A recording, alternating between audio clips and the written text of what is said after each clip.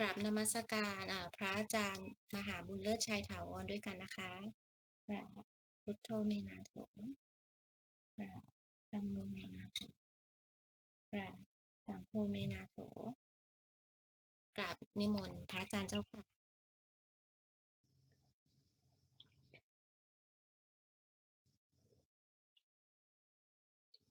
นามัตถุรัตนัตยัสสะขอความนอบน้อมของข้าพเจ้าจงมีแด่พระรัตนตรัยขอถวายความเคารพนอบน้อมต่อพ่อแม่ครูปัจฉาจารย์ผู้มีเมตตาการุณสอนสั่งตั้งแต่ต้นจนถึงบัดนี้ทุกรูปทุกท่านขอความสุขสวัสดีความเจริญในพระสัทธรรมคำสอน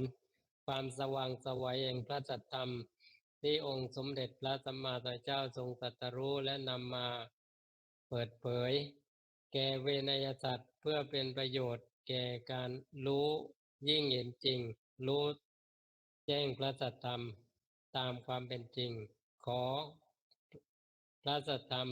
จงบังเกิดในกันทสันดานของญาติธรรมผู้สนใจใคร่ในพระสัทธรรมทุกท่านขอถวายความเคารพหลวงพ่อวีรยุทธ์ที่เข้ามาให้กำลังใจในการแบ่งปันธรรมะในคราวครั้งนี้ครับกับผม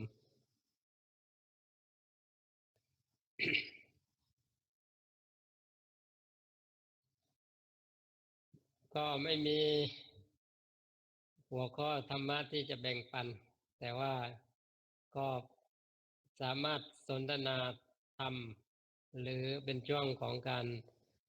ปุจจาวิสัชนาธรรมเพื่อน้อมนำไปสู่เป้าหมายคือความหลุดพ้นจากรู้เข้าใจที่ไม่ถูกต้องก็ให้เข้าใจที่ถูกต้องชัดเจนยิ่งขึ้นก็อย่างที่เราได้ฟังแล้วเมื่อกี้สมาธิที่ถูกต้องก็คือสมาธิที่พระพุทธองค์ทรงตรัสสอนไม่ใช่สมาธิของดาบทชีไพรที่เราเข้าใจว่าเป็นสมาธิที่พระเจ้าทรงตรัสสอนเพราะนั้นที่เราฝึกโดยมากก็ไปในส่วนของสมาธิที่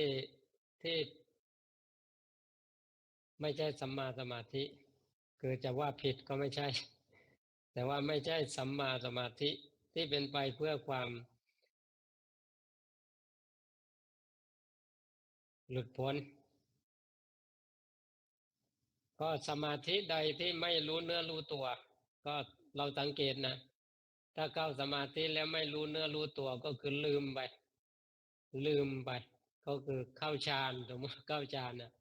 ก็คือลืมตัวลืมความรู้จริงหรือลืมภาวะที่เกิดขึ้นณปัจจุบันเนี่ยเรียกว่าสมาธิเหล่านั้นเป็นมิจฉาสมาธิแต่ถ้าสมาธิที่พระเจ้าทรงประสงค์ก็คือสัมมาสมาธิเป็นสมาธิตื่นรู้เป็นสมาธิตั้งมั่นเป็นสมาธิที่ไม่ตั้งแช่เป็นสมาธิที่ตื่นรู้อยู่ณปัจจุบันเป็นสมาธิที่ตั้งมั่นอยู่กับอารมณ์ความจริง ความรู้สึกณปัจจุบันซึ่งสมาธิเนี้ยสามารถใช้ในชีวิตประจำวันของเราได้ทุกเวลาเลยไม่ว่าทำอะไรนะสามารถใช้ได้เลยเพราะว่าเป็นสมาธิที่พอดีไม่มากไปและไม่น้อยไปแต่ว่าสมาธิอย่างโน้นก็เป็นสมาธิเรียกว่าเพื่อความสุขเพื่อความสุขเพื่อความสงบไม่ใช่ว่าไม่ดีเสียทีเดียวเป็นสมาธิที่ว่าสามารถหลบพักได้เวลาจิตเหน็ดเหนื่อยอ่าก็สามารถหลบพักได้ นี่คือตอนที่กำลังเดินทางกำลังเดินทางก็อาจจะใช้เรียกว่าวิธีพักก็คือเข้าสมาธิแต่ผู้ที่ไม่มีตรงนี้ก็ไม่ต้องโหยหา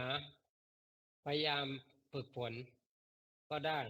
ก็คือเอาสมาธิธรรมดาสมาธิตรงหน้าสมาธิที่ตั้งมั่นตื่นรู้อยู่กับความเป็นจริงเนี่ยก็พอเพียงเพราะว่าสมาธินี้พร้อมพลังก็คือมีสติถ้ามีสมาธิชนิดชื่อว่ามีสติด้วยเพราะว่าสมาธิที่ไม่มีสตินำหน้าจะเป็นมิจฉาสมาธิแต่สมาธิที่เป็นสัมมาสมาธิต้องมีสตินำหน้ามีสติตั้งต้นก่อนเพราะนั้นมีสติคือสัมมาสติแล้วก็มีสัมมาสมาธิแล้วจึงเกิดสัมมาทิฏฐิคือปัญญาแล้วก่อนหน้านั้นก็มีสัมมาวายามะเพราะนั้นเรียกว่าเป็นองค์ของมรรคได้ก็คือต้องมีอย่างนี้แต่สมาธิที่ว่านั้นก็คือสมาธิก็คือสมาธิไม่มีองค์มรรคอื่นร่วมด้วยพ่วงด้วยแต่ถ้ามีองค์ของมรรคอื่นพ่วงด้วยเรียกว่านั้นคือสัมมาสมาธิถ้าเราเข้าใจเช่นนี้เราก็จะได้ไม่สับสนไม่วกวนไม่หลงผิดทางถ้าหลงผิดทางเราก็เนิ่นช้ามีหลวงตารูปหนึ่งที่เคยพูดว่าท่านบอกว่านิพพานก็สมมุติท่านว่าอย่างนั้นท่านเป็นผู้ฝึกสมาธิได้ระดับฌานแต่ท่านบอกว่าสมาธิเหล่านั้นเป็นสมาธิของชีไพรไม่ใช่เป็นสมาธิที่เป็นไปเพื่อการตรัสรู้คือท่านพูดตรงกับอาจารย์อุดรที่พูดเมื่อกี้เนี่ยเพราะฉะนั้นผู้ที่ตื่นรู้แล้วย่อมประจักษ์ชัดว่าอะไรคือใช่อะไรคือไม่ใช่นั่นคือเป็นผลดีว่าที่เราหลงติดยึดว่าใช่บางทีก็ไม่ใช่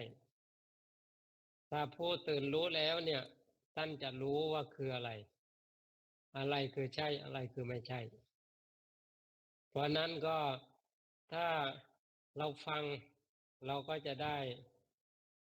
ความเข้าใจเพิ่มขึ้นสุดสูสังละปะเตปัญญังฟังด้วยดีย่อมได้ปัญญาเพราะนั้นก็ปัญญาก็ได้จากการฟังได้ฟังของใหม่เข้าใจของเก่าบรรเทาความสงสัยจิตใจเห็นถูกต้องที่สุดก็จิตย่อมผ่องแผ้วผ่องใสเพราะความเข้าใจที่ถูกต้องคือสัมมาทิฏฐิในค่ำคืนนี้ก็เราทั้งหลายก็มาเรียกว่าเปิดใจเพื่อที่จะเดินไปไม่เนิ่นช้าหรือว่าไม่ผิดทางเพราะฉะนั้นก็เวลาที่เหลือก็เป็นช่วงของการสนทนาธรรมหรือเป็นช่วงของปุจฉาถามแล้วก็วิสัชนาตอบปุจจาวิสัชนาธรรมก็ขอให้ญาติธรรมท่านใดที่ประสงค์ความก้าวหน้านะถ้าย้ำอยู่ย่ำเท้าอยู่กับที่ก็แล้วแต่ถ้าต้องการความก้าวหน้าก็ให้เปิดใจถามขึ้นมาได้เพื่อที่จะย่นระยะทางอ่าอ่าก็ท่านใดงั้นหนูขอจะได้หนูเองได้ได้เลยเนาะขอโอกาสถ้าเรื่องของสมาธิก็มีประสบการณ์ของตัวเองด้วยกับสิ่งที่พบที่อินเดียด้วยค่ะอยากจะมาเล่าแล้วก็จะเป็นคำถามด้วยก็คืออย่างที่ฟังอาจารย์อุดรท่านกล่าวมาค่ะคือท่านก็บอกว่าที่สมาธิที่มันเกินไปหรือว่าสมาธิที่มันไม่ใช่สัมมาสมาธิที่พระพุทธเจ้าท่านตรัสรู้มันก็จะเป็นเหตุของทุกข์ใช่ไหมคะเป็นสมุทัยใช่ไหมคะอาจารย์ ใช่เนาะค่ะ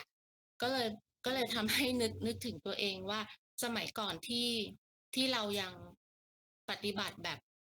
ยังไม่รู้เหนือรู้ใต้อะค่ะก็เป็นความเข้าใจของคนปฏิบัติใหม่ที่คิดว่าหลายๆคนถ้าไม่มีกัลยาณมิตร ที่แบบคอยชี้อย่างเงี้ยก็จะเข้าใจผิดว่ายิ่งนั่งนานยิ่งดีจริงๆแล้วไม่ใช่เลยเพราะว่าการที่นั่งนานไม่ได้หมายถึงว่าเราจะเกิดปัญญาปัญญาได้เหมือนที่ตัวเองเคยนั่งมานานเงี้ยค่ะก็คือพระอาจารย์ก็บอกหนูแล้วหนูนั่ง3 ชั่วโมงคือไม่ได้อะไรเลยจะจะบอกว่าไม่ได้อะไรเลยก็ไม่ใช่นะคะแต่เป็นจุดเริ่มต้นของการมาถูกทางเพราะว่าการนั่งสมาธิของหนูครั้งนั้นทำให้หนูได้เห็นตัวตนแล้วก็อ่าทำให้ได้แบบมีความรู้ชัดรู้ที่มันถูกตรงมากขึ้นค่ะก็เลยรู้สึกว่าการปฏิบัติธรรมเนี่ยที่เขาบอกกันว่าต้องมีครูบาอาจารย์หรือว่าต้องมีกัลยาณมิตรอันนี้เป็นเรื่องสำคัญอย่างยิ่งไม่งั้นก็จะเนิ่นช้าแล้วก็เหมือนตายฟรีหนูใช้คำนี้เลยว่าเหมือนกับเกิดมาแล้วตายฟรีถ้าไม่มีกัลยาณมิตรอะค่ะก็เลยรู้สึกว่าสิ่งที่ฟังวันนี้ก็เป็นเป็นตัวเหมือนจิ๊กซอว์ที่จะแบบยิ่งเป็นคำตอบให้เราเข้าใจว่าสิ่งที่เราผ่านมาหรือสิ่งที่เราเข้าใจทุกวันนี้ถือว่าถูกต้องแล้วเจ้าค่ะแล้วก็อ่าประสบการณ์ที่เห็นกับตาค่ะคือตอนนั้นอยู่ที่อินเดียแล้วก็เป็นช่วงกลางคืนเขาก็จะนั่งสมาธิกันใช่ไหมคะตอนนั้นหนูเป็นอาสาสมัครก็ทำงานก็จะแบบตั้งแต่ลืมตาปุ๊บก็ทำงานตลอดจนช่วงที่เอ่อพักอะค่ะทุกคนก็อาจจะทำสรีรกิจในห้องอะไรแต่หนูเนี่ยจะมานั่งสมาธิก่อนเพราะว่าเหมือนกับว่ามาบูสต์ตัวเองมันเหนื่อยอะมันเจออะไรความวุ่นวายแล้วตอนนั้นยังไม่รู้จักการที่กลับมาดูข้างในตัวเองอะค่ะมันก็เลยแบบวุ่นวายอะไรไปหมดมันก็เลยทำให้เรารู้สึกเหมือนโอเวอร์โหลดอะค่ะก็มานั่งสมาธิแล้วก็เห็นพี่ผู้หญิงคนหนึ่งเขานั่งสมาธิแต่ว่าหนูได้ยินเขาคุยกันว่าเหมือนกับจะจะทำให้ดูจะทำอะไรสักอย่างให้ดูทีนี้หนูก็นั่งของหนูไปแล้วก็สักพักใหญ่ๆอะค่ะพี่ผู้หญิงคนนี้เขาตีลังกาตีลังกาแบบหนูไม่เคยเห็นนะพระอาจารย์เป็นผู้หญิงด้วยนะคะตีลังกาหลังจากที่เขาเข้าสมาธิอะเขาตีลังกาแบบดังมันเกิดเสียงดังหนูก็เลยลืมตาไปมองแล้วคือแบบก็อึ้งอะค่ะสตันไปพักหนึ่งว่าทำไมเขาตีลังกาแบบโลดโผนอย่างนั้นได้ก็เลยรู้สึกว่าอันนี้หรือเปล่าคะที่เป็นหนูไม่แน่ใจแล้วก็ยังไม่ได้ตัดสินนะคะว่าอะไรแต่ว่าหนูรู้สึกว่าอาจจะเป็นเหตุของสมาธิที่ไม่ใช่สัมมาสมาธิหรือเปล่าเจ้าค่ะมันโลดโผนแบบนี้หนูไม่แน่ใจว่ามาจากสมาธิของบุคคลท่านนั้นหรือเปล่าอะค่ะที่เขาตีลังกาแบบโลดโผนอย่างนั้นเจ้าค่ะอันนี้คือคำถามเจ้าค่ะใช่เนาะคืออาตมาก็เคยเจอมีสภาวะหนึ่งเรียกว่าสภาวะโยคะคือเป็นสภาวะที่มันเดินเครื่องมาจากการสร้างสร้างสร้างภาวะของจิตที่คิดว่าใช่ ก็คือที่ปฏิบัติแล้วก็ทำมากขึ้นสมาธิก็ก่อตัวแล้วก็มีภาวะที่ชื่อว่าสภาวะโยคะซึ่งเขาม้วนคือถ้าปกติเนี่ยเขาทำไม่ได้แต่ว่าพอเข้าสู่สมาธิอย่างเนี้ยเข้าสู่ภาวะอย่างเนี้ยเขาสามารถทำได้และเป็นอยู่ไม่ใช่วัน2 วันนะเป็นอาทิตย์เป็นอยู่อย่างเนี้ยพอเข้าปุ๊บเกิดได้ดูของแปลกเรียกว่าได้ดูของแปลกทีนี้ก็คือคือบางทีก็กลัวว่าเราจะเป็นอย่างนั้นไหมมันรู้สึกอายนะแต่ว่าเขาไม่รู้ตัวว่าเขาเป็นเพราะว่ามันเป็นสภาวะทีนี้ก็พอไปส่งอารมณ์แล้วก็เล่าว่ามันจะมีอาการอย่างนี้สยดอกตอนนั้นก็สยดอมาจากพม่าปฏิบัติที่ปากช่องท่านบอกว่ากำหนดให้ทันอาการทุกอย่างเดี๋ยวมันจะคลี่คลายเองตรงนี้ก็จริงแต่ว่าที่ว่าเขาเป็นเช่นนั้นนะเพราะว่าเขาไปติดคือกำหนดไม่ทัน ความเป็นจริง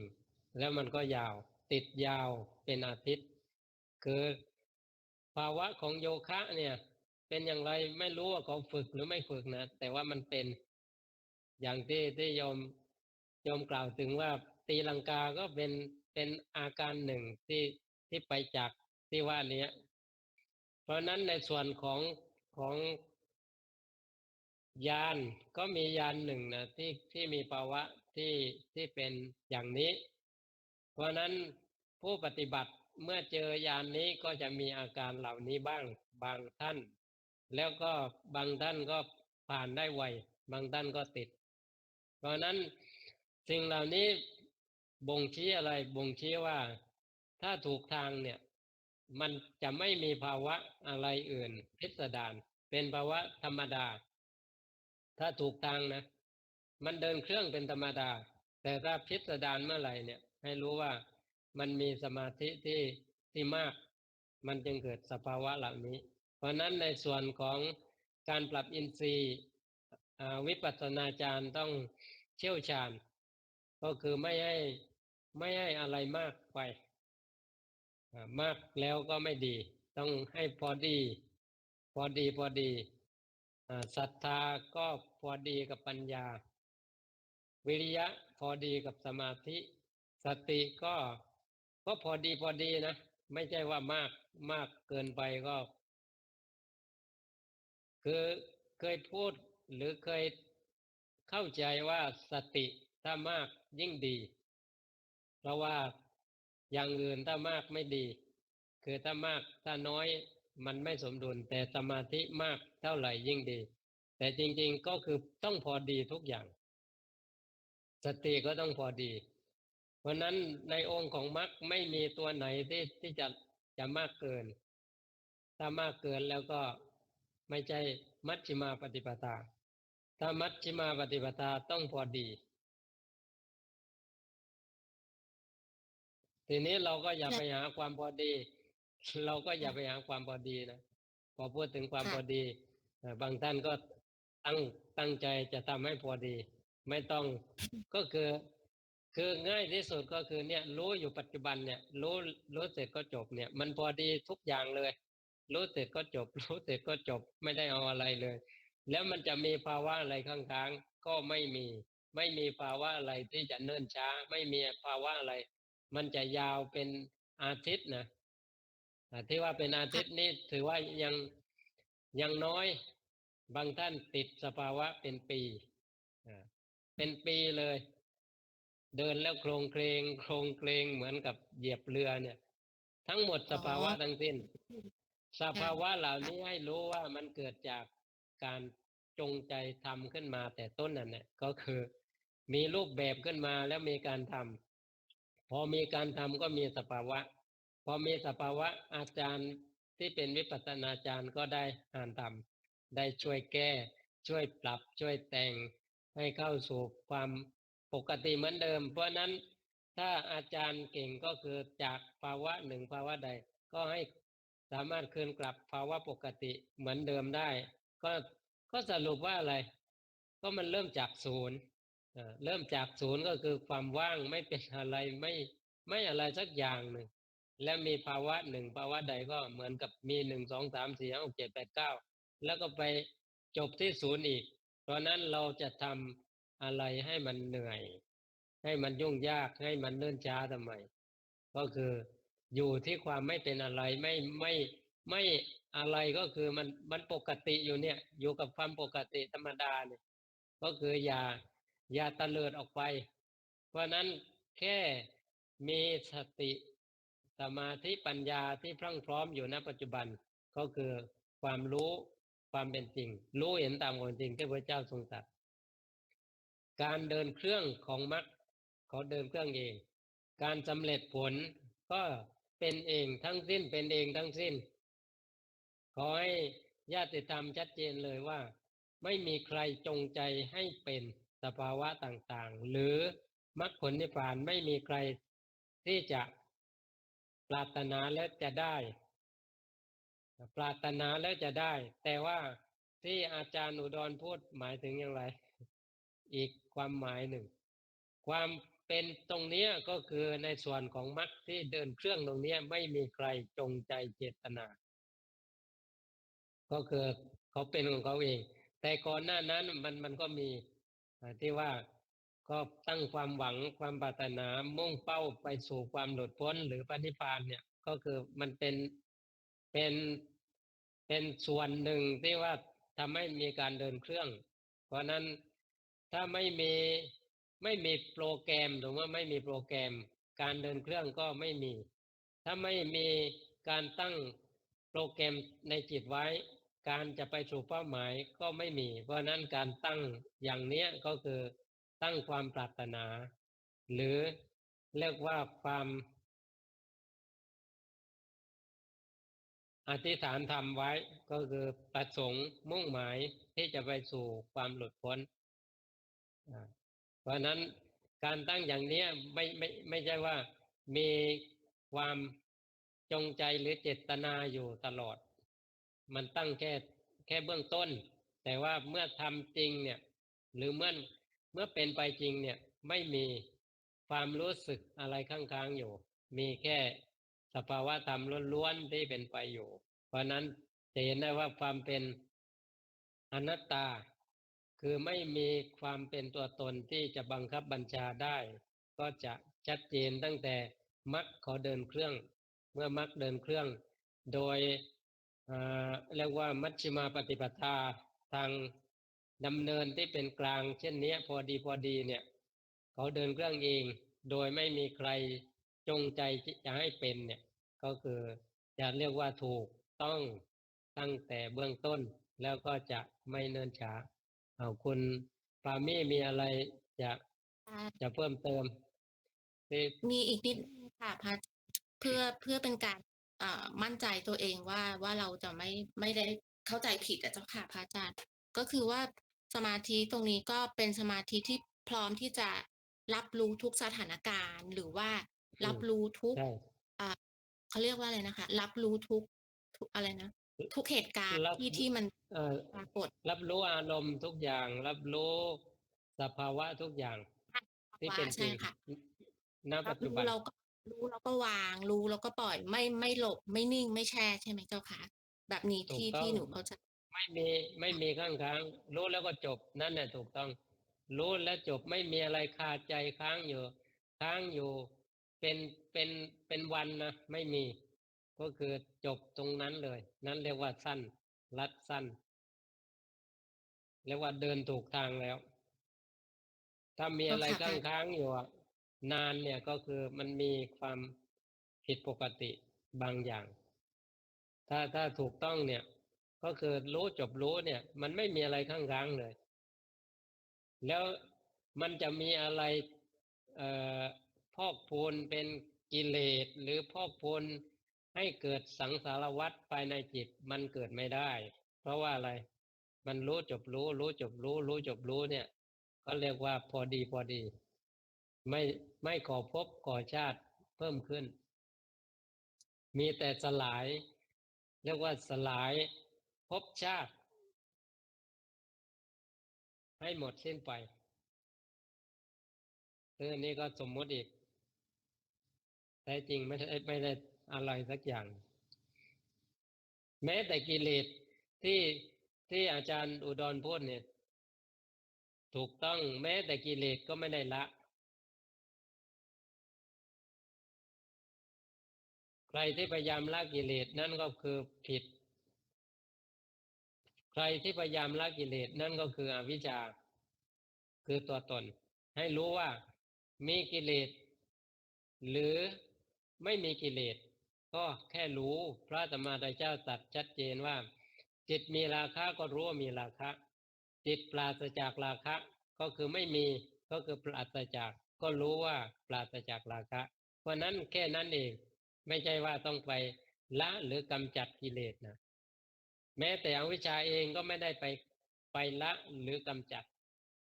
เพียงแต่ว่ารู้ความจริงเช่นนี้อวิชชาทำงานไม่ได้เองคือเป็นเรื่องที่เรียกว่าเหนือการคาดคิดของคนทั่วไปคนทั่วไปจำมาผิดรับรู้มาผิดคิดว่าต้องละกิเลส ไม่มีกิเลสเหลือแล้วถึงจะเป็นพระอรหันต์นะคือมันผิดสภาวะความเป็นจริงตราบใดที่มีขันธ์ห้าอยู่เพราะนั้นในส่วนที่เรียกว่ากิเลสที่สมมุติขึ้นน่ะก็มีตามเหตุปัจจัยแต่ไม่มีใครเป็นเจ้าของเท่านั้นเองจึงชื่อว่าเป็นผู้ไกลจากกิเลสอะระหังสัมมาสัมพุทโธภควาพระผู้มีพระภาคเจ้าเป็นผู้ตรัสรู้ชอบได้โดยพระองค์เองเป็นผู้ไกลจากกิเลสเป็นผู้ไกลจากกิเลสเป็นผู้ตรัสรู้ชอบได้โดยพระองค์เองคือนี้เป็นสภาวะที่ถูกต้องไม่ใช่ว่าต้องละกิเลสหมดสิ้นแล้วนะถึงจะเป็นพระอรหันต์ไม่ใช่เพราะนั้นกิเลสก็เป็นกิเลสไม่ใช่จะไปอะไรกับกิเลสถ้าไปอะไรกับกิเลสนั่นแหละก็คือตัวตนคือคำว่าอริยะเนี่ยอธิบายอีกทีหนึ่งคำว่าอริยะภาษาบาลีภาษาไทยก็คืออาริก็คือข้าศึกยะก็คือไปจากเพราะนั้นอริยะก็คือผู้ไปจากข้าศึกไปจากข้าศึกก็คือพระโสดาบันก็ไปจากข้าศึกสมมุติว่า100%เนี่ยท่านเรียกว่าไปจากข้าศึก25%พระสกทาคามีไปจากข้าศึก50%พระอนาคามีไปจากข้าศึก75%พระอรหันต์เป็นผู้ปราศจากข้าศึกเรียกว่าไม่มีข้าศึกเลย100%เพราะนั้นข้าศึกตรงนี้ก็เหมือนกับมีการทำสงครามที่ทำอยู่เนี่ยมีกิเลสมีความทุกข์ที่ที่เบียดเบียนอยู่ที่เบียดเบียนใครเบียดเบียนบุคคลที่มีตัวตนเพราะนั้นผู้ที่ละความเห็นหรือว่าความรู้สึกที่มีตัวตนเนี่ยให้น้อยลงคือละตรงนี้ไม่ได้ไปละโดยแท้จริงนะแต่ว่าความรู้สึกเป็นเราค่อยๆน้อยลงเนี่ย ก็คือสัมมาทิฏฐิมาแทนที่มิจฉาทิฏฐิมิจฉาทิฏฐิก็คือความเห็นว่ามีตัวตนแต่ว่าถ้าเป็นสัมมาทิฏฐิความเห็นว่าไม่มีตัวตนค่อยๆมากขึ้นชัดขึ้นก็คืออย่างเห็นความจริงณปัจจุบันเนี่ยจากที่เคยเห็นว่ามีเราก็จะน้อยลงน้อยลงน้อยลงซึ่งการเห็นอย่างเนี้ยก็คือเห็นอย่างไรที่ว่าไม่มีเราก็คือเห็นโดยความเป็นสัจจะความเป็นจริงคืออริยสัจสี่อริยสัจสี่เป็นเครื่องหมายว่าไม่มีตัวตนมีแค่ธรรมชาติสี่เรื่องหนึ่งคือธรรมชาติที่เกิดที่เกิดแล้วก็ดับธรรมชาตินี้ชื่อว่าทุกข์ ธรรมชาติที่เป็นเหตุให้เกิดแล้วก็ดับธรรมชาติที่เป็นเหตุให้เกิดขึ้นมาเนี่ยเรียกว่าสมุทัยธรรมชาติที่พ้นจากหรืออิสระจากหรือเรียกว่าไม่เป็นสภาพที่เกิดแล้วก็ดับสภาพตรงนี้เรียกว่านิโรธแล้วก็ผู้เห็นความจริงนี้ก็คือมรรคเพราะนั้นสี่เรื่องก็คือทุกข์นิโรธทุกข์สมุทัยนิโรธมรรคผู้เห็นรวบยอดก็คือสัมมาทิฏฐิเพราะนั้นสัมมาทิฏฐิปรากฏขึ้นเนี่ยก็จะให้ห่างไกลจากกิเลสห่างไกลจากความทุกข์ไปเรื่อยหรือไปจากข้าศึกก็คือกิเลสหรือความทุกข์ไปเรื่อยนั่นเองเพราะนั้นคำว่าอริยะจนถึงที่สุดก็คือความเป็นพระอรหันต์ก็ไม่มีข้าศึกไม่มีกิเลสซึ่งเปรียบตรงนี้เปรียบหรืออุปมาเหมือนว่าการทำสงครามมีการลบพุ่งกันปุถุชนเนี่ยก็คือเขาไม่มาทำสงครามก็ไปหาเรื่องทำสงครามกับเขาเรียกว่าไปไปไปเรียกว่าไปลบเพราะนั้น มีข้าศึกไหมก็ชื่อว่าเป็นผู้มีข้าศึกพระโสดาบันก็คือละห่างออกมาเรียกว่าจากการที่จะไปลบพุ่งก็น้อยลงจนถึงถ้าเปรียบก็คือเรื่อยๆลดลงเรื่อยๆจนถึงพระอรหันต์พระอรหันต์เนี่ยทำไมจึงชื่อว่าไม่มีข้าศึกเพราะว่าท่านสลายความเป็นตัวตนโดยไม่เหลือหลอในในความจริงตรงนี้ก็คือไม่ได้สลายโดยมีตัวตนแล้วก็สลายแต่ว่าความรู้ความเห็นถึงที่สุดก็คือไม่มีตัวตนเนี่ยเป็นการเท่ากับสลายเพราะนั้นสมมติท่านมีเมืองหนึ่งซึ่งข้าศึกเรียกว่าพร้อมที่จะโจมตีอยู่บ่อยเพราะนั้นข้าศึกก็ยกกองกำลังมาเพื่อที่จะทำสงครามเพื่อที่จะแย่งชิงเพื่อที่จะยึดแต่ว่าเมื่อถึงวาระที่ว่าเมืองนี้ถูกสลายไม่มีที่จะมองเห็นได้อีกข้าศึกมาก็ไม่เจอเมืองนี้เพราะนั้นข้าศึกมาข้าศึกก็เรียกว่ายกทัพมาฟรีๆทำสงครามกับเมืองนี้ไม่ได้เพราะเมืองนี้ถูกสลายไปแล้วเพราะนั้นผู้เป็นเจ้าเมืองก็ไม่ต้องลบกับข้าศึกแล้วข้าศึกก็ไม่ได้ลบกับเมืองนี้เพราะว่าหาเมืองนี้ไม่เจอก็เหมือนกับว่าเห็นโลกโดยเป็นความว่างสุญญโตโลกังอเวคัสสุคือเห็นโลกตามความเป็นจริงโดยความว่างมัจจุราชคือความตายก็มองไม่เห็นก็ตรงนี้ก็เช่นเดียวกันกิเลสหรือจนไปถึงว่าความตายก็มองไม่เห็นเพราะนั้นเท่ากับพ้นจากข้าศึกโดยเด็ดขาดแล้วก็ไม่ต้องลบพุ่งกับข้าศึกอีกข้าศึกมี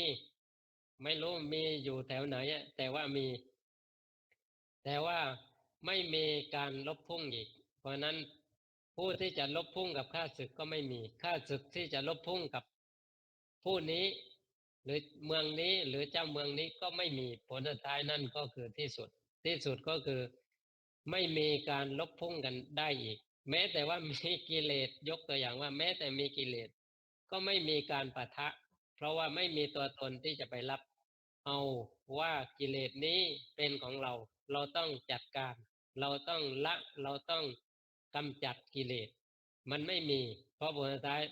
ตัวตนที่จะไปละไปกำจัดกิเลสก็ไม่มีกิเลสที่ว่านี้ก็เป็นกิเลสเกิดฟรีแล้วก็ดับไปเองเกิดเองดับเองเกิดเองดับเองเนี่ยเป็นธรรมชาติแท้ๆเกิดเองดับเองเพราะนั้นไม่มีการเข้าไปช่วยดับช่วยให้กิเลสดับหรือไปช่วยให้ความทุกข์มันดับไม่มีเพราะนั้นไม่มีการไปช่วยหรือไปทำอะไรเพราะนั้นจิตที่เป็นไปเช่นนี้เรียกว่าจิตหมดภาระหมดหานธรรมหมดเอ่ออะไรทั้งหมดเรียกว่าหมดสิ้นแม้แต่ว่าข้าศึกหรือกิเลสที่ว่านี้เพราะฉะนั้นเมื่อเป็นเช่นนี้ก็เรียกว่าเป็นผู้ไกลจากกิเลสก็สมมุติให้อย่างนั้นไม่ใช่ว่ากำจัดกิเลสหมดแล้วถึงจะเป็นไม่ใช่มันผิดเพี้ยนไปยกใหญ่นะก็เลยพยายามที่จะละกิเลสกันทำเอาเป็นเอาตายหน้าดำคล่ำเครียดพอเข้าปฏิบัติเพื่อที่จะละกิเลสเพื่อที่จะกำจัดกิเลสแล้วก็เอารูปแบบมาเป็นเรื่องสำคัญพระพุทธเจ้าไม่ได้สอนเช่นนั้นเพราะนั้นให้เข้าใจว่าอะไรก็ตามวิธีการใดก็ตามถ้าถูกต้องก็รัดสั้นไปสู่เป้าหมายได้ไวแต่ถ้าไม่ถูกต้องก็เนิ่นช้าดีไม่ดีชาตินี้ก็ไม่มีโอกาสเพราะว่าไปทำผิดทางไปทำผิดที่พระเจ้าทรงตรัสสอนคืออันนี้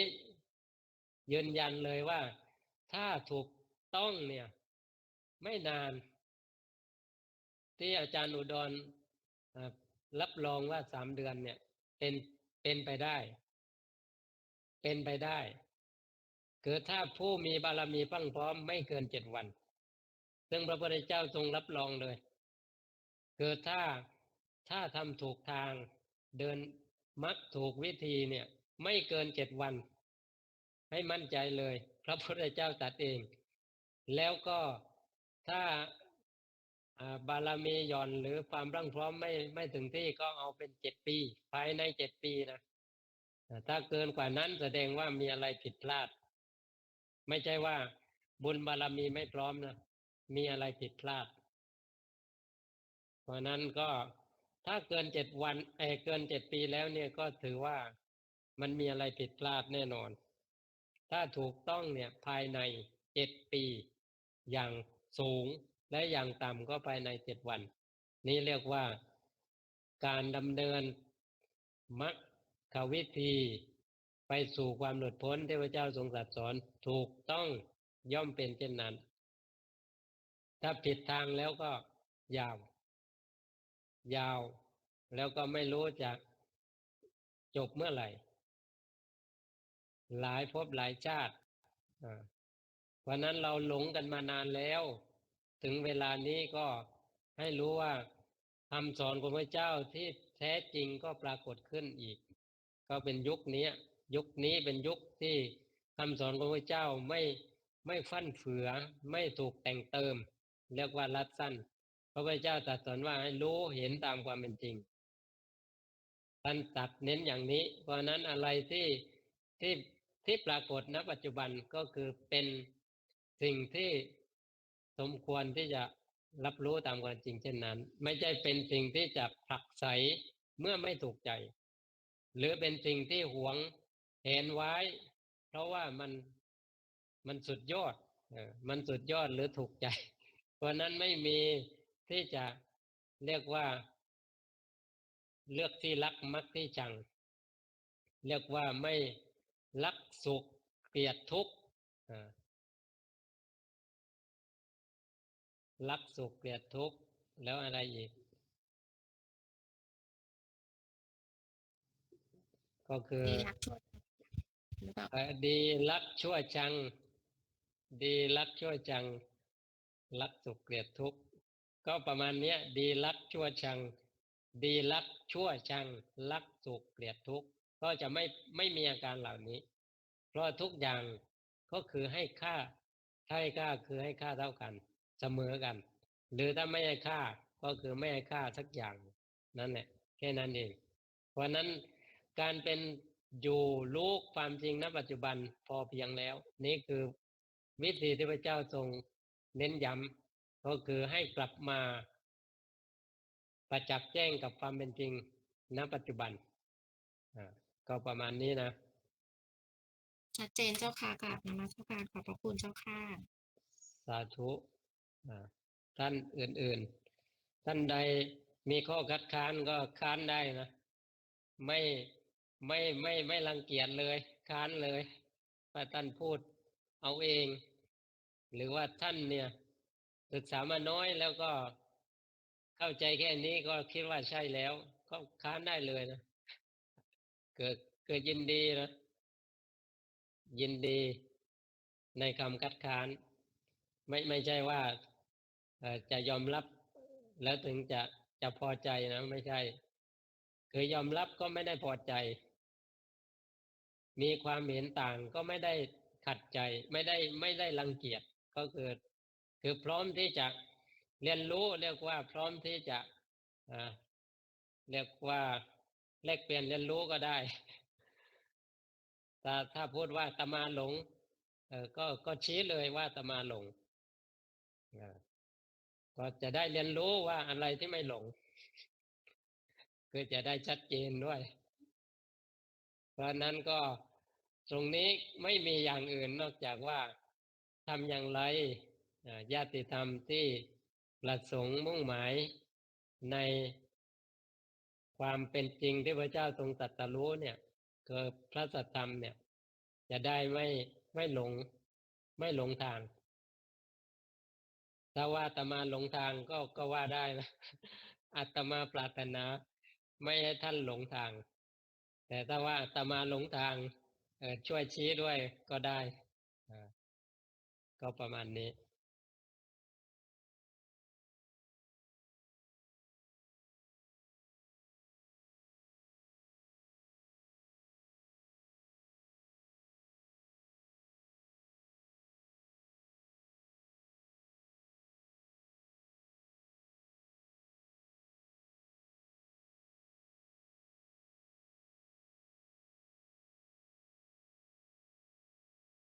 อ้าวมีคำถามก็ถามได้เลยเนาะ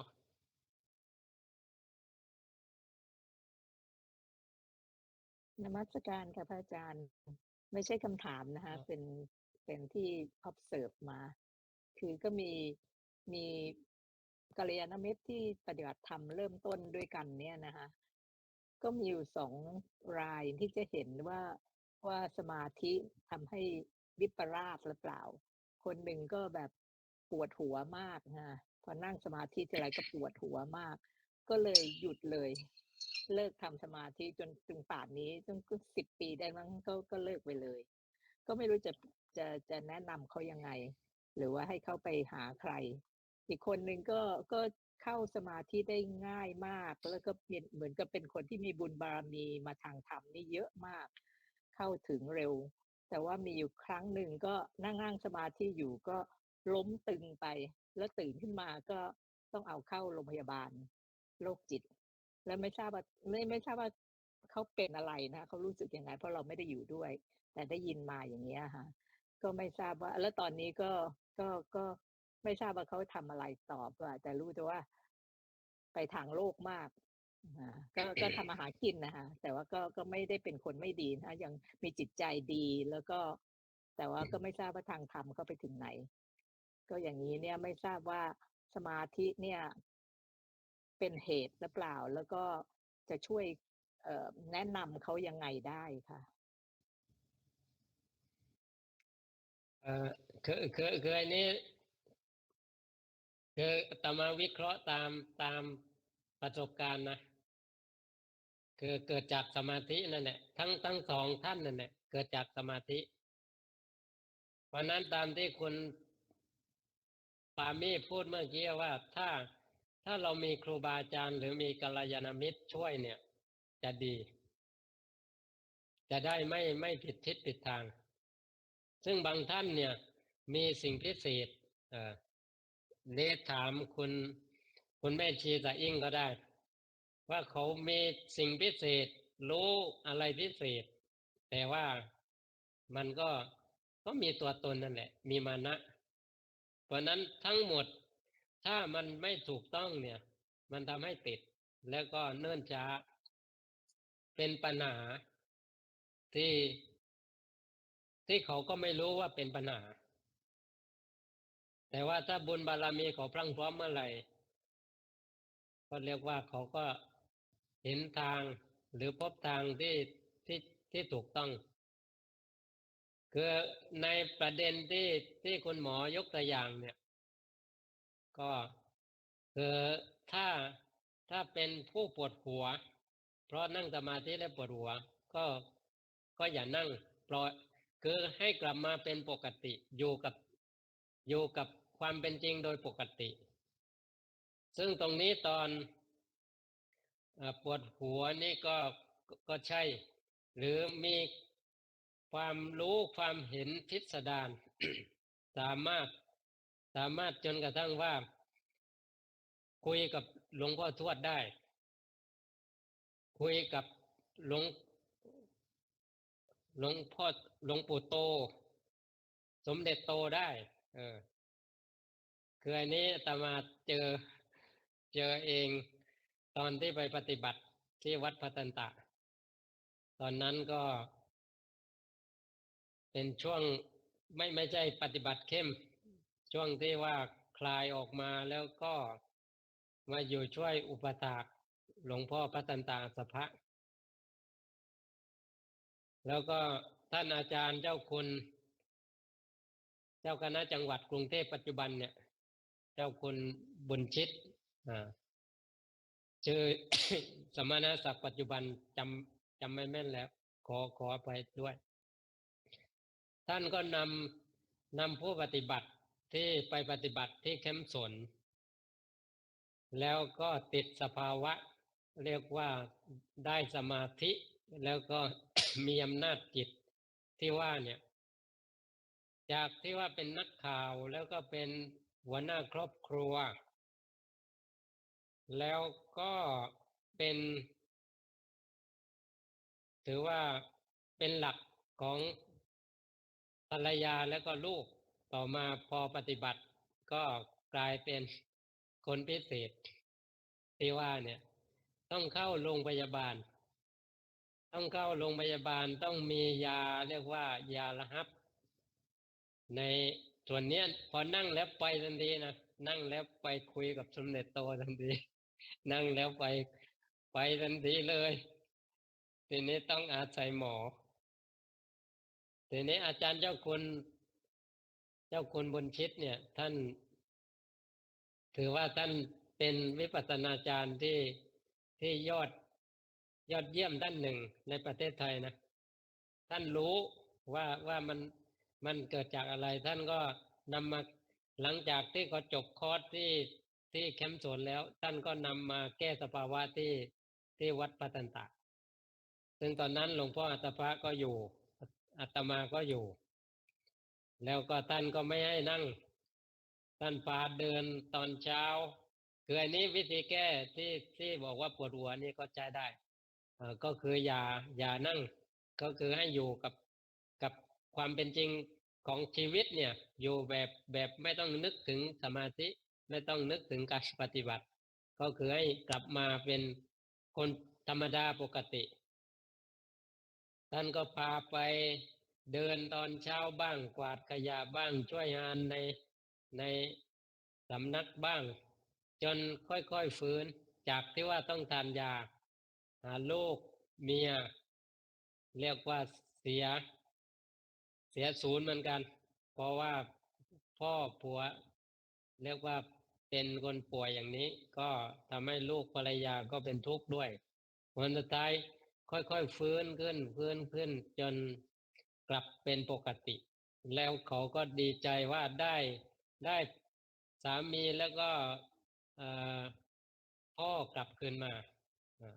ความทุกข์ตรงนั้นก็ลูกกับภรรยารับไปแต่ว่าเขาก็ไม่ได้ทุกข์นะคนที่เป็นอย่างนี้ไม่ได้ทุกข์เพราะว่าพอนั่งปุ๊บมันไม่ได้มีเรื่องอื่นมีเกี่ยวกับอำนาจพิเศษได้อำนาจพิเศษแล้วก็ไปติดอย่างเนี้ยแต่ต่อมาก็กลับมาปกติที่ว่าแล้วก็ตรงกับที่คือท่านก็คุยแล้วก็อาตมาก็ได้แบ่งปันประสบการณ์เพราะตนเองเคยเป็นไม่ใช่ว่าไปปฏิบัตินะตอนไปเรียนบาลีท่องไวยากรณ์4 เล่มก่อนที่จะเข้าพรรษาอาจารย์บอกว่าเข้าพรรษาเนี่ยนักเรียนบาลีเนี่ยต้องได้ไวยากรณ์4 เล่มก่อนเพราะว่าตอนเข้าพรรษาแล้วก็เริ่มเดินเครื่องการเรียนบาลีจะไม่มีเวลาที่จะมาท่องอย่างนี้ตอนนี้ก็ต้องให้เต็มที่เพราะนั้นท่องแข่งกันภาษาก็คือท่องจนหัวขึ้นฟันประมาณนั้นแล้วก็เริ่มผิดปกติก็รู้เห็นอะไรพิเศษขึ้นมาอยู่ทางตอนนั้นไปเรียนที่วัดกันเดินเป็นสำนักบาลีที่ขึ้นชื่อทางปากใต้หรือในประเทศก็ได้ไปอยู่กับเจ้าคณะจังหวัดซึ่งเป็นวัดเจ้าคณะจังหวัดอยู่ทางชุมพรนะเขาพูดที่สงขลานี่ได้ยินคือพิเศษมากเลยนะเหมือนว่านั่งอยู่บนกุฏิแล้วเขาคุยกันอยู่ข้างล่างเนี่ยได้ยินชัดเจนเลยคืออันนี้เรื่องเล่าของตนเองพิเศษแล้วก็คือตอนที่พอไม่รู้สึกตัวเนี่ยไปทำอะไรหลายอย่างเขาจับเนี่ยคือตัวเล็กๆแต่ว่าคนจับเนี่ยตัวใหญ่ไม่ใช่คนเดียวนะ 3-4 ท่านเนี่ยเอาไม่อยู่ ไม่รู้เรี่ยวแรงมาจากไหนคือทั้งหมดเนี่ยมันเกิดจากความผิดปกติของอำนาจสมาธิที่ว่า เพราะว่าพอท่องมากขึ้นเนี่ยก็สมาธิก็จะพอกพูนแล้วก็จะมีสิ่งพิเศษแล้วก็ไม่ได้รู้สึกตัวเลยนะไม่ได้รู้สึกตัวมารู้สึกตัวก็บางช่วงรู้สึกตัวบางช่วงก็ไม่รู้สึกตัวเคยนี้เล่าให้ฟังว่าเคยเป็นแล้วก็คลี่คลายด้วยการไม่ไม่ทำอย่างนั้นซ้ำแล้วก็เปลี่ยนวิถีชีวิตกลับมาปกติไม่นานก็ฟื้นคือต้องทานยาเหมือนกันเพราะนั้นก็เล่าให้ท่านฟังว่าคือที่ท่านอาจารย์แก้เนี่ยเป็นวิธีถูกเพราะว่ารักษาด้วยหมอ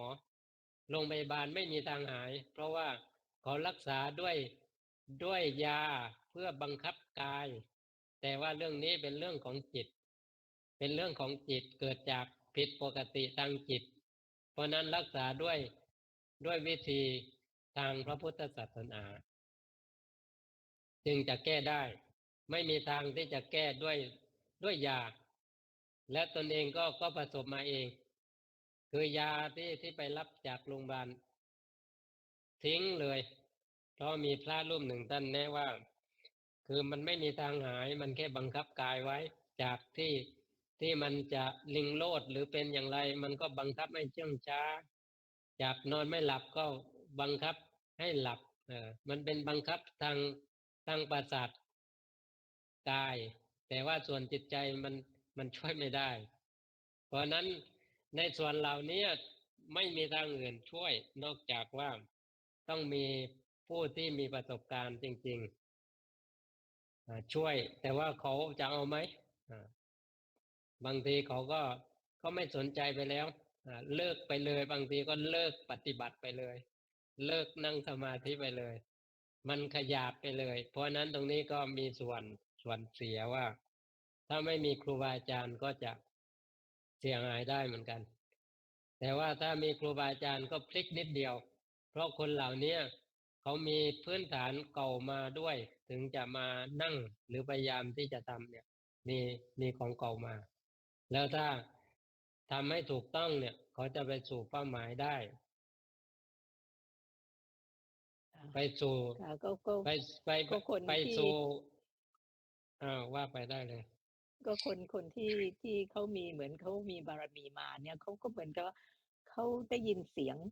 คนพูดแต่ไกลเหมือนกันนะคะหรือไม่ก็บางคนนี่ก็แบบแค่คิดเท่านั้นก็รู้เลยว่าเขากำลังคิดอะไรอยู่ รู้จิตเขา คือไอเนี้ยเรียกว่าพร้อมที่จะเพี้ยนได้หมดเลยนะนะคะเพราะอะไรไม่ใช่พร้อมที่จะบรรลุได้เหรอคะมันไปหลงมันไปหลงอภิญญาเนี่ยไปหลงสมาธิได้เป็นอไปหลงภิญญาไปหลงจิตพิเศษเนี่ยมันบอกแล้วว่าผู้ที่จะหลุดพ้นเนี่ยกลับมาเป็นคนธรรมดาสูงสุดกลับคืนสู่สามัญให้จำคำนี้นะถ้าพิเศษเมื่อไหร่ไม่พ้นทุกข์โดยมากติดไปถึงชั้นพรหมนั่นเพราะนั้นคนพิเศษเนี่ยโดยมากไม่พ้นทุกข์คนพ้นทุกข์ก็คือคนธรรมดากลับมาเป็นคนธรรมดาธรรมดาจริงๆถ้าพิเศษแล้วไม่มีทางรู้พิเศษเข้าใจพิเศษไม่พ้นทุกข์ต้องรู้ธรรมดาเนี่ยรู้อยู่ตรงหน้าเนี่ยรู้อะไรเกิดอะไรดับรู้อยู่ตรงหน้าเลยแค่นี้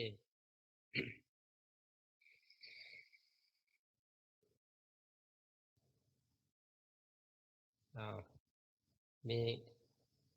อย่างอื่นไหมหนอ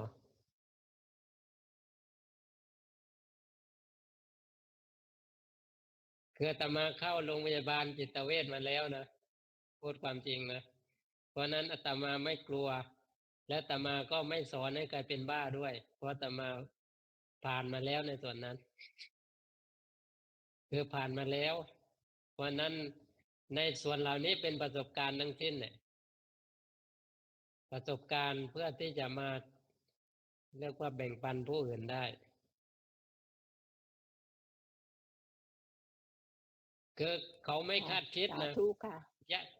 ญาติของอาตมาเนี่ย ไม่คาดคิดว่าอาตมาจะกลับมาปกติได้ เพราะว่ามันพิเศษมาก ตอนป่วยก็ถามว่าผีล่วงภาษาใต้นะเอ็นเหล็กบางไม้ มันเรื่องน่าขำมากเลยเออคือเขาคิดว่าถ้ารู้ได้ขนาดนี้สามารถฟังเสียงที่ไกลได้ สามารถรู้วาลจิตได้เนี่ย มันก็ต้องน่าจะรู้3 ตัวบ้าง หรือกี่ตัวลอตเตอรี่ ไปโน่นนะไม่ใช่เอาธรรมะนะเออเหมือนกับอาตมาเดิน เดินคือเดินทางภาคอีสานจะเรียกว่าเดินตุดงค์ก็อาจจะใช่ หรือไม่ใช่ก็ได้ เดินจากที่หนึ่งไปที่หนึ่ง แล้วคนเลี้ยงวัวก็คือชาวบ้านทางอำนาจเจริญ เห็นอาตมาเดินมา คิดว่าพระน่าจะมีอะไรดีมั้งไม่ยอมขึ้นรถที่ไม่ยอมขึ้นรถเพราะว่าไม่มีรถให้ขึ้น ก็คือเดินคอยรถแล้วรถไม่มาก็เดินเอาเขาก็ปรีเข้ามาถึงนั่ง แล้วก็กราบ แล้วก็ถามว่าเอ่อเอ่อจำไม่แม่นแล้วนะแต่ก็บอกพูดว่าข้าน้อยขอ3 ตัวได้บ่อาตมาบอกว่า3 ตัวไม่รู้แต่ว่ารู้10 ตัวจะเอาไหม10 ตัว1 2 3มี4 5 6ยัง7 8 9ตั้ง แล้วก็ระวังศูนย์ เขาก็ยิ้มเลยอาตมาก็ยิ้มแล้วก็ไปต่อ คือคนเขาไม่ได้เรียกว่าไม่ใช่เขาสนใจในส่วนธรรมะที่แท้โดยมากก็มุ่งว่า คือถ้าพระปฏิบัติเนี่ย น่าจะมีอะไรดีๆ เมื่อคืนฝันดีไหมหรือท่านมีอะไรพิเศษบ้างคือจะเอาไปแทงหวยประมาณนั้น เพราะนั้นส่วนเหล่านี้มันทำให้ถ้าสมมติว่าได้ เห็นตัวเลข หรือรู้อะไรพิเศษ ก็ทำให้ติดได้ทำให้คล่องได้ เพราะนั้นแทนที่ว่าจะไปสู่เป้าหมายก็กลับเป็นการทำลายประโยชน์ที่ควรจะได้เสีย เพราะนั้นอย่าเป็นพิเศษอะไรเลย ให้เป็นคนธรรมดา คนธรรมดาเรียกว่านั่งก็ปวดรู้สึกได้เนี่ย ก็ธรรมดานะตากแดดก็ร้อนตากฝนก็เปียกเนี่ยก็คือธรรมดา คนธรรมดารู้ความจริงเนี่ย แล้วไม่มีการยึดถือเนี่ย นี่คือเรียกว่าไม่ทุกข์หรือห่างไกลจากทุกข์แต่ถ้าพิเศษก็พ้นทุกข์ไม่ได้ ก็ออกนอกทางบ้างนะ ก็ผสมผสานกัน เอาลัดสั้นอย่างเดียวก็อาตมาว่าของอาตมาแต่ว่าญาติธรรมจะเอากับอาตมาด้วยหรือเปล่าก็ไม่แน่ เพราะนั้นก็สัพเพละก็ว่าไปเรื่อยแล้วแต่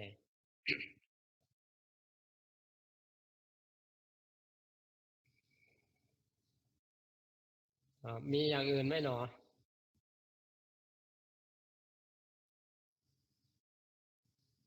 ไม่มีเจ้าค่ะสาธุพระอาจารย์ด้วยค่ะสาธุคุณเล็กมณีวัฒน์เพิ่งเข้ามามีข้อสงสัยอะไรบ้างหนอโอ้พระอาจารย์ โยมขอประทานโทษเจ้าค่ะ ยังไม่มีเจ้าค่ะ ดีแล้วหนอไม่มี ถ้ามีก็รู้ว่ามีแค่นั้นเองนะ เจ้า มี ค่ะ ข้อสงสัยอะไร ก็รู้ว่ามีถ้าไม่มีก็รู้ว่าไม่มี มันจบตรงนั้นเลยนะ เจ้าค่ะ จบตรงที่รู้ความจริง ไม่ใช่ไปสลายความจริงหรือไปแก้ความจริงนะ ทั้งสิ้นก็คือความจริงเป็นอย่างไรก็รู้แค่นั้นเนี่ย เจ้าค่ะ สงสัยก็รู้ไม่สงสัยก็รู้ ก็สมบูรณ์ทั้งสิ้นแหละ ไม่ใช่ว่าสงสัยแล้วต้องหาคำตอบถึงจะสมบูรณ์ไม่ใช่ ไม่ใช่เรื่องเรียนข้างนอก การเรียนข้างในเนี่ย ไม่ต้องไปทำอะไร ก็คือรู้ความจริงแค่นั้นเอง รู้จบรู้ รู้จบรู้ รู้ความจริง แค่รู้ เจ้าค่ะพระอาจารย์ขอบคุณเจ้าค่ะ สาธุไม่มีอย่างอื่นแล้วก็อาตมาก็เอวังก็มีด้วยประการฉนี้ อืม อ๋อ งั้นหนูกล่าว คุณแม่ ก็ได้ เดี๋ยวนะเดี๋ยวคุณแม่ชีตาอิ่งจะเล่าสักหน่อยไหมเดี๋ยวข้างๆอีกอาตมาเรียกว่าพลาดพิงแล้วเมื่อกี้ ว่ามีเขารู้พิเศษอย่างไร คุณแม่ตาอิ่งว่าไปแต่ไม่เล่าก็ได้ แล้วแต่ถ้าไม่เล่าก็อรหังเลยเนาะ กราบนมัสการพระอาจารย์เจ้าค่ะ เอาได้เลยเนาะ อันเนี้ยคือเขามีเขาคือเหมือนเขาเรียกว่าอภิญญานั่นแหละ แต่ถ้าเขาละตรงนี้ได้เขาวางตรงนี้ได้มันก็คือธรรมดาเหมือนพระอาจารย์พูดอะคือธรรมดาจริงๆแล้วคุณหมอก็ต้องไปแนะนำเขาว่า ให้เขาทำตัวธรรมดาเหมือนถ้าเขาไปนั่งปวดหัวใช่ไหมคะก็ให้เขาเดินไวๆและไม่ต้องนั่งเดินไวๆอยู่กับปัจจุบันนะคะอันเนี้ยให้คุณหมอไปแนะนำเพื่อนที่บอกนะคะเพราะว่าอันเนี้ยก็มีแม่ชีก็เจอหลายคนแม่ชีก็แนะนำเขาบางครั้งเขาก็เข้าใจเขาก็ไปได้ไปต่อได้ค่ะอันนี้คือที่แม่ชีเจอมานะคะแต่ประเด็นของแม่ชีก็เจอแม่ชีติดตัวไอ้เนี้ยตัววายาธาตุนะคะตัวลอยอ่ะเดินแล้วลอยแล้วมันหลายอ่ะเป็นปีอ่ะแต่อันนี้สำหรับของแม่ชีมันสลัดเองอะค่ะมันวางเองเนี้ยมันเข้าใจแล้วมันคือมันจิตมันไม่ไปยึดตรงนั้นนะคะเพราะไม่ยึดตรงนั้นมันก็เหมือนธรรมชาติแต่ถามว่ามันมีไหมมันมีแต่เราไม่ได้ให้ค่าเขาอะไรเงี้ยมันก็อยู่ปกติค่ะอันเนี้ยมันมีทุกคนแต่ว่าให้สังเกตเขาประสบการณ์ของแม่ชีอะค่ะที่พระอาจารย์บอกนั่นแหละแต่ว่าหลายคนที่พระอาจารย์ที่คุณหมอพูดน่ะจะมีหลายคนค่ะเป็นลักษณะแบบนี้ค่ะคือเขาติดตัวเหมือนแค่ลักษณะเขามีของเก่าอยู่อะค่ะแต่ถ้าเราเป็นเพื่อนเราหรือว่าคนที่เรารู้จักใกล้ๆเราก็แนะนำให้เขาอยู่กับปัจจุบันนะให้ไม่ต้องนั่งสมาธิให้เดินไวๆการแก้สภาวะของเขาค่ะเพราะว่าแม่ชีก็สมัยก่อนแม่ชีก็เจอญาติของแม่ชีเป็นวิ่งเหมือนกันเนี้ยแต่เขาไม่มีกัลยาณมิตรคือไม่มีครูบาอาจารย์เขาก็ไปต่อไม่ได้เหมือนกันค่ะก็มีนี่คือประสบการณ์ที่แม่ชีเห็นนะคะสาธุค่ะ สาธุถูกต้องเนาะคือที่แม่ สา ชี ธุค่ะ ขอบคุณค่ะ เล่าแล้วก็เป็นทางแก้เนี่ยถูกต้องอาตมาไม่มีการเพราะว่าคนที่ปวดหัวเนี่ย มีอาจารย์ท่านหนึ่งตอนนี้ท่านเป็นเจ้าหน้าอำเภอเริ่มคิดว่าจะจบเลยนะ ยาวอีกนิดนึงแล้วท่านไปปฏิบัติที่พม่าด้วยกัน แล้วก็ท่านก็เล่าว่าท่านติดสภาวะปวดจี๊ดในหัวเนี่ย แล้วพี่ชายท่านน่ะมาปฏิบัติด้วยแล้วก็พี่ชายท่านแนะว่าให้เดินไวๆเดินธรรมชาติ อย่าไปเพ่ง อย่าไปอะไร อย่าไปพอกพูนสมาธินั่นเอง คือปล่อยเรียกว่าคลี่คลายสมาธิซะเพราะว่าตรงนี้เป็นอำนาจของสมาธิพอท่านทำตามท่านหายปวดหัวหายจี๊ดเลยแต่ท่านก็เล่าให้ฟังว่าพี่ชายของท่านเนี่ยคือปฏิบัติไม่ได้ผ่านญาณ16แต่ว่าท่านผ่านญาณ16ท่านผ่านญาณ16ไม่รู้2 รอบหรือกี่รอบแต่ว่าพี่ชายกลับแก้สภาวะให้ท่านได้ท่านบอกว่าน่าอัศจรรย์ถึงอันนี้บางทีผงกับตาก็เขี่ยไม่ได้ต้องให้คนอื่นเขี่ยก็ถูกต้อง วันนั้นที่แม่ชีเล่าเนี่ยถูกต้องคือคือถ้าปวดหัวอย่าไปนั่ง ก็คือให้กลับมาปกติ แล้วก็เดินไวๆอย่าให้สมาธิก่อตัว เพราะว่าคนที่ว่าบางท่านเนี่ยมันง่ายต่อการเข้าสมาธิ เพราะนั้นทำอย่างไรอย่าให้เข้าสมาธิ ก็คือให้สมาธิมันไม่มาก แค่ว่าใช้ในการรู้เห็นตามความจริงได้เนี่ยพอแล้ว สมาธิที่ได้ฟังตั้งแต่ต้นน่ะสัมมาสมาธิที่เป็นตัวมรรคเนี่ย มันเป็นธรรมดาไม่ใช่พิเศษอะไร ก็คือพอดีตั้งมั่นอยู่กับความเป็นจริงณปัจจุบันตื่นรู้อยู่กับปัจจุบันไม่มีพอกโพลรู้แล้วก็จบ รู้แล้วก็จบ นี่คือสมาธิที่พอดี ไม่ตั้งแช่ไม่มากมายจนเฝือจนเป็นโทษนะถ้ามากมายก็เป็นโทษ ไม่ได้เป็นคุณก็พอแล้วเนาะคุณปาล์มมี่